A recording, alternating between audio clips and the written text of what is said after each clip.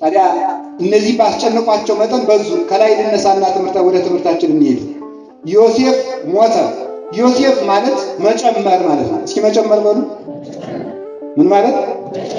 ምክንያቱም የስሙ ትርጉም መጨመር መብዛት ማለት ነው። መብዛት። ዮሴፍ ለምንድን ነው መብዛት የተባለ? ልጆቹ ሁለት ናቸው፣ ግን በሱ ሞት እስራኤል በዙ። እነማን በዙ?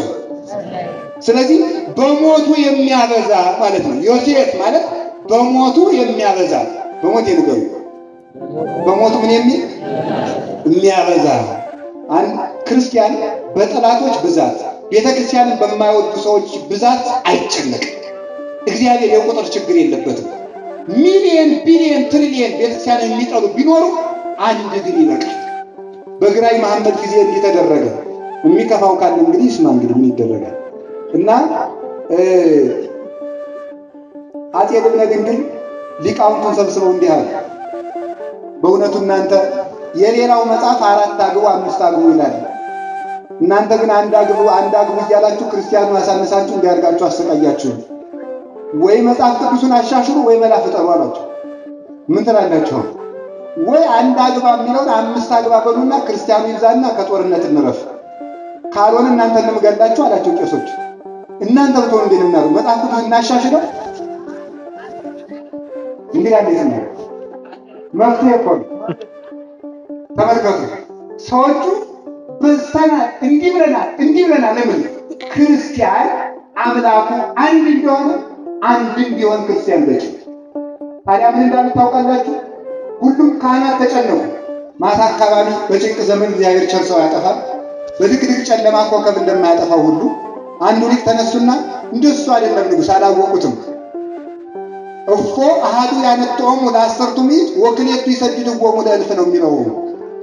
የእኛ መመሪያችን አንዱ 1,000ዎችን ሁለቱ 10,000ዎችን ያሰድዳሉ ነው የሚለው። እስኪ አንዱ 1,000ዎችን በሉ፣ ሁለቱ ስንቶችን በሉ? እንግዲህ ሁለት ጦርነት እንግጠም እንዳትሉ አላልኩም፣ ሌላ ነው ትርጉሙ። አንዱ 1,000ዎችን ሁለቱ 10,000ዎችን ያሰድዳሉ አሉት። እውነታችሁን እኮ ነው ብሎ ንጉሡ ልቡ ጸና። ያው እሱ ካለፈ በኋላ እንደተባለው አፄ ገላውዲዮስ ግራኝ መሐመድ እንዲንኮታኮት አድርገው አሸንፈውታል። በእውነት ዛሬም ፈርዖንን መሆን ለሚፈልጉ ሙሴ እንደማይጠፋ ልነግራቸው እንወዳለን። ግራኝ መሐመድን መሆን ለሚፈልጉ አፄ ገላውዲዮስ እንደማይጠፋ ልነግራቸው እንወዳለን። ዲዮቅልጥያኖስን መሆን ለሚፈልጉ ደግሞ ጊዮርጊስን የመሰለም እግዚአብሔር ከቤተ ክርስቲያን አያሳጣም። ጎልያድን ሁኜ እመጣለሁ ለሚል ጠጠር የሚይዝ ዳዊትም አያሳጣም እግዚአብሔር ዘመንን ያለ እረኝነት ያለ ጥበቃ የተወው ጊዜ በእውነቱ። ስለዚህ ተመልከቱ፣ ዮሴፍ ማለት በሞቱ የሚያበዛ ነው። ይህ ማለት ነው ዮሴፍ የተባለ ኢየሱስ ክርስቶስ ነው ይላሉ ቅዱሳን ሊቃውንት። ዮሴፍ በሞቱ እስራኤልን እንዳበዛቸው በሞቱ ያበዛን መድኃኔዓለም ኢየሱስ ክርስቶስ ነው ይላሉ። በሞቱ ያበዛን። ዮሴፍ ከሞተ በኋላ እስራኤል እየበዙ እንደሄዱ ክርስቶስ በመሞቱ ክርስቲያኖች እየበዙ ሄዱ። በቁሙ ጌታ በሥጋዌ ተገልጦ ሳለ ያስተማረው 120 ሕዝብ ነበረ። በኋላ ግን በአንድ ቀን በቅዱስ ጴጥሮስ ስብከት 3,000 የክርስቲያን እሸቶች በቀሉ። ክርስቲያንን የክርስቶስ ሞት እንደ ዘር ሆኖ ያበቅለዋል። እንዲህ አለ፣ አማን አማን ብለክሙ እመሰ የወድቀት ተተሰርናይ በምድር ባይታት ነበር ወመሰ ወድቀት ወሞተት ብዙሃ ፍሬ ትፈሪ። እውነት እላችኋለሁ የስንዴ ቅንጣት በጭቃ ላይ ካልወደቀች፣ ካልፈረሰች፣ ካልበሰበሰች ለፍሬ አትበቃም። አለማፍራቷ ሲቅርና ልትነቅዝም ትችላለች። ጭቃው ላይ ከወደቀች፣ ከበረሰች፣ ከፈሰበሰች ግን ለፍሬ ትበቃለች። ምን ማለት ነው? እኔ ካልሞትኩ ክርስቲያኖች ሊበዙ አይችሉም ማለት። አንድ እሱ ሞተ። በአንድ አዳም እንደተጎዳን በአንድ ክርስቶስ በቀል። ከሕያው ስር የበቀልነን ስራችን እግዚአብሔር ነው። የወይን ግንዳችን ኢየሱስ ክርስቶስ ነው። ቅርንጫፎች ነንና፣ ችግሩ ግን በዚህ ዘመን መከራው እየበዛ ነው። መከራው ሲበዛ በትክክል ለክርስቲያን መከራው አይጎዳውም። በትክክል ለክርስቲያን እስኪ በሉ፣ ለቆሸሸ ክርስቲያን ግን መጠለያው ሊሆን ይችላል። ማሰብ ይጠበቅ። እንደዚህ ቆሻሻ ሆነው እንደ ኖህ ዘመን ኖህን ብቻ አስቀርቶ ሌላውን እንደጠረገ ከሚጠረጉት ሰው ወገኖች እንዳንሆን ነው መጠንቀቅ የሚገባል። እንጂ ለክርስቲያን መከራ ጉዳይ አይደለም። ክርስቲያንን መከራ አያሳንሰውም። ክርስቲያንን የሚያሳንሰው ኃጢአት ብቻ ነው። ከትል ካንበጣ የተረፈውን ትል በላው አለ ኢዮብ። ካንበጣ የተረፈውን ትል በላው ማለት ከምንፍቅና የተረፈውን ኃጢአት ጨረሰው ማለት። ግማሹ በክደት በተሐድሶ በፕሮቴስታንቲዝም በሌላው የእምነት ድርጅት ጎረፈ። ከዚያ የተረፈውን ደግሞ ዘረኝነት ያባክነዋል፣ ዝሙት ያባክነዋል፣ ዘር ቆጣሪነት ያስጨንቀዋል። መከራውን አይቷል። ሰው እኮ ከስንቱ ይሁን። አቅማችሁንም አወቁ። ለሰማዩ ዘር አስባችሁ ለምድሩ ዘር አስባችሁ ስንት ጭንቅላት ይኖራችኋል? ምን ሰፊ ልብ ይኖራችሁ ነው? አይሆንልንም። እኛ ማሰቢያ ቦታ ያለን የሰማዩን ዘር እንድንቆጥር ብቻ ነው። ቦታ ያለን ልባችን ውስጥ መስኮት የተቀመጠለት ልባችን ውስጥ ዙፋን የተዘረጋለት ለሰማይ መንግስቱ ለሰማይ ወገንነት መቁጠሪያ ነው። የምድሩን የምናይበት አይን የምንቆጥርበትም መቁጠሪያ የለንም። አባታችን እግዚአብሔር ይባላል። እናታችን ማርያም ትባላለች። ወገኖቻችን ሚካኤል፣ ገብርኤል ይባላሉ። ጫማችን ወንጌል ይባላል። ጋሻችን መስቀል ይባላል። ምግባችን ሥጋው ደሙ ይባላል። ልብሳችን ክርስቶስ ነው። ሀገራችንም በሰማይ ነው። በምድር የምንቆጥረው ነገር የለንም። በእውነት በእነዚህ ተጠግተን የምንኖር ከሆነ በእነዚህ ተጠግተን የምንኖር ከሆነ ማን ሊነቅለን ይችላል? ሕያው ስሮች ነን። ሕያው ስሮች። እኔ የወይን ግንድ ነኝ፣ እናንተ ቅርንጫፎች ናቸው። ያንን ስር ማን ሊነቅለው ይችላል? ማንም። አይሁድ ሞከሩ፣ አልነቀሉትም። ቅርንጫፎችን አበዟቸው እንጂ። አርዮሳውያንም ተነሱ፣ አልሆነላቸውም። ዲዮቅልጥያኖስም 40 ዓመት በላይ ቤተክርስቲያን አሰቃያት፣ አልነቀለውም ይሄን ስር። ዮዲትም ተነሳች፣ አልነቀለችም። ግራኝ መሐመድም ተነሳ፣ አልነቀለም። ክፍፍሉም ዘረኝነቱም ካቶሊኩም ተነሳ፣ አልነቀለውም። ስራችን የዘላለም ስር ነው። ያን ስር የሚነቅል የለም። አብ ስር ነው ወይም ወልድ ጉልድ ነው። ከዚያ ግን የበቀል ነንና አብ ወልድ መንፈስ ቅዱስን መንቀል የሚችል ካለ ቤተ ክርስቲያንን መንቀል ይችላል። ፈጽሞ ደግሞ እንደዚያ ሊሆን አይችልም። ያው ስር እግዚአብሔር ነው።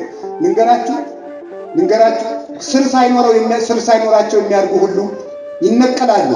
ሌላው ሁሉ እምነት ነው ሊል ይችላል። ይበል እግዚአብሔር ነፃነት የሰጠውን ሕዝብ እኛ ልናስገድድ አንችልም። ክርስቲያን አስገድዶ አምልኮ አይልም።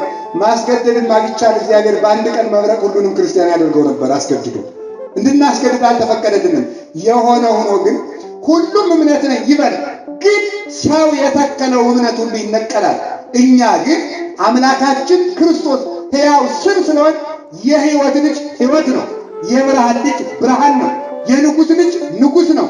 የዘላለም መንግስቱ የእግዚአብሔር ልጆች፣ የአሸናፊ የእግዚአብሔር ልጆች፣ በሞቱ ድል ያደረገው የመድኃኒዓለም ልጆች ነውና እየሞትንም ቢሆን እናሸንፋለን። ደማችንም ቢሆን ይወቅሳል። በእውነት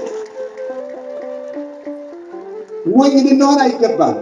ሥጋዬን የበላ ደሜን የጠጣ እኔ ከእርሱ ጋር እኖራለሁ ነው ያለ። በእውነት የአንድ ክርስቲያን ደም ሲፈስ የክርስቶስ ደም ነው የሚፈሰው። በዚያ ክርስቲያን ደም የክርስቶስ ደም ተዋህዶ አለ። ድፍረቱ ከኛ ጋር አይደለም። መገዳደሩ ከኛ ጋር አይደለም። ዱላው ከኛ ጋር አይደለም። ገጀራው፣ ሰይፉ፣ ሰዓቱ ከኛ ጋር አይደለም። ሁሉን ከሚችል ጋር ከእግዚአብሔር ጋር ነው። ሙሴም እንዳለ ሰምታችኋል። እናንተ ዝም ትላላችሁ፣ የሰማይ አምላክ እግዚአብሔር ይዋጋል ብሏል። እናንተ ዝም ትላላችሁ፣ ግን ወሬያችን ማንም አስቆመልን። በእውነት ይህ ወሬኛነታችን ከሀገሪቱ ሰው የማጣታችን ምልክት ማንም ሰው የሆነ ወሬ በየኢንተርኔቱ በለፈለፈ ቁጥር ለዚያ ስናጨበጭብ ማስመሸታችን ነው። እግዚአብሔርን ብቻ ተከተሉ። ለኢትዮጵያ ያላት ቅዱስ እግዚአብሔርና እናቱ ብቻ ናቸው። ሌላው ሁሉ እየለፈለፈ እየደለለን ይኖራል። ሰው ማወቅ የሚጠበቅበት ከእግዚአብሔር ላለመነጠላችሁ ብቻ አስቡ። እኔ እግዚአብሔርን ጭምር እኔ ድርሻዬን ልስራ እንጂ የእግዚአብሔርን ጭምር የምሰራበት ኃይል የለኝም። የእግዚአብሔርን እግዚአብሔር ይስራው፣ እኛ የራሳችንን እንሰራለን። እስኪ በሉ የራሳችንን እንስራ፣ ራሳችሁን አጽዱ። እንዴ ምን ሞኝ ነን እኛ? ንጹሕ ከሆኑ ከተናዘዝ ንስሐ ከገባው ቅዱስ ሥጋውን ክቡር ደሙን ከተቀበል ከጸለዩ ክርስቶስ ምን አለ? እመቡዛ ቀበቃሌ ቃሌን የጠበቀ ቢኖር አነ ወአብ ንመጽእ ኀቤሁ ወንገብር ምዕራፈ ውስጤቱ። ቃሌን የሚጠብቅ ቢኖር እኔም አባቴም መጥተን እናድርበታለን። ስለዚህ ቃሉን ስንጠብቅ ስንናዘዝ፣ ሥጋውን ስንበላ፣ ደሙን ስንጠጣ ክርስቶስ ከኛ ጋር ይሆናል። ከኛ ጋር ከሆነስ ለመ እግዚአብሔር ምስሌነ መኑ ይክለነ፣ እግዚአብሔር ከኛ ጋር ከሆነ ማን ይችለናል? በሉ እስኪ እግዚአብሔር ከኛ ጋር ከሆነ ማን ይችለናል? ችግሩ ግን እግዚአብሔር ከኛ ጋር ያልሆነ እንደሆነ ነው። ከኛ ጋር ትዳር ውስጥ እግዚአብሔር የሌለበት እንደው፣ ወጣትነቱ በዝሙትና በርኩሰት የባከነ እንደው፣ ምንኩስና በንጽህና ያልተያዘ እንደው፣ ክርስቲያንነቱ በመከፋፈል በዘረኝነት አልቆ እንደው፣ ሀብቱ በስስትና በስግብግብነት ተይዞ እንደሆነ፣ ሕሊናችን በርኩሰትና በተንኮል እውቀት በጥንቆላ ተይዞ እንደሆነ እንጂማ ንጹሕ ከሆንማ እግዚአብሔር ያሸንፋል። እግዚአብሔር ከኛ ጋር ካልሆነ ግን ብንዋጋ፣ ሰልፍን ብንወጣ፣ ዱላን ብንገጥም ፈጽሞ ሊሆን አይችልም። እኛ ዝም እንላለን፣ እግዚአብሔር ይዋጋል። አንድ ጊዜ ቅድም ተምረናል አይደለም? በተማርነው መሰረት እስራኤል ሰላዮቹ ሰልለው መጥተው እንሂድ ሲሏቸው እምቢ ካሉ በኋላ ኧረ ተው እናሸንፋለን እና እንውጣ ካሏቸው በኋላ ኢያሱና ካሌብ ደግሞ መልሰው ምን እንዳሉ ታውቃላችሁ? በቃ ሂደን ጠላቶቻችን እንግጠም አሉ። ሙሴ ምን እንዳላቸው ስሙ። እግዚአብሔር ከእናንተ ጋር አይደለምና አትውጡ አላቸው። ሲበሉ ከእናንተ ጋር አይደለምና ይሄው ተሸንፈው ተመለሱ። እግዚአብሔር ከኔ ጋር ነው አይደለም፣ እሱ ነው ማሰብ የሚጠበቅብን። መጀመሪያ ራሳችን እንሰራ። እግዚአብሔር የሰራውን ማን ያፈርሰዋል? እስኪ በሞቴ ንገሩ። የሚያፈርሰው አለ? እንሰራ። የፈረሰውን ቤታችን እንስራው። እስኪ በሰናክሬም ዘመን ምንድን ነው የሆነው? ሕዝቅያስ ነቢዩ ሕዝቅያስ ሰናክሬም የሚባል ክፉ ንጉሥ መጥቶ ለእኔም ገብር ለጣዖቴም መሥዋዕት አቅርብ ካልሆነ ዋጋህን እሰጥሃለሁ ብሎ መልእክት ላከበት። ለአንተስ ግብር ላቅርብ አምላክህን ካድ የምትለው ነገር ግን ድርድር የሌለበት ነገር ነው አለ። አይ ያ የተቀጠቀጠ ሸምበቆ የሙሴ እንጨት ያድነኛል መስሎህ ነው አለ። ወይስ ደግሞ አንቺ ተሸክመህ የመጣት ድንጋይ ታቦተ ጽዮን ታድነኛለች ብሎ ነው? እንዳይመስልህ ብሎ ላከበት። ለነቢዩ ኢሳይያስ እንዲህ ያለ ጉድ አጋጥሞኛ ምን ልሁን አለው። ተመልከቱ። ስራ ቤተከ እስመ ትመውት ወይ ተሐዩ፣ ትሞታለህ እንጂ አትኖርምና ቤትህን አስተካክል አለ። ቤትህን አስተካክል አለ። አለቀሰ። ከኢሳይያስ ጋር ጨርቁን ቀዶ አለቀሰ። ቃሉን እንደሰማ ሳይውል ሳያድር አለቀሰ። ወዲያው እግዚአብሔር ቸር ነው። ትዕቢተኞችን እሱ ይቃወማቸዋል። መገዳደሩን መንግሥቱን የሚነኩበትን አይወድምና የእግዚአብሔር ዝምታው መሸነፍ እንዳይመስላችሁ። በኋላ ምን እንዳደረገ ታውቃላችሁ? ቅዱስ ሚካኤልን በእውነት ቅዱስ ሚካኤልን ላከና ቅዱስ ሚካኤል በሰይፍ ሳይመታቸው የብርሃን ሰይፉን ህዋ ላይ ብልጭ አድርጎ ሲያሳያቸው 185,000 የሰናክሬም ወታደሮች ጭዱና አመድ ሆነው ነው ያደሩት። በአንድ በቅዱስ ሚካኤል የብርሃን ሰይፍ ብቻ ማለት ነው። አትጨነቁ። የሚያመው ወታደር ስታዩ ለምን ትጨነቃላችሁ? የማይታመሙ መላእክት እኮ የሚጠብቁን ነው። የሚሰለቹ ወታደሮች ሳይኖሩን ለምን ትላላችሁ?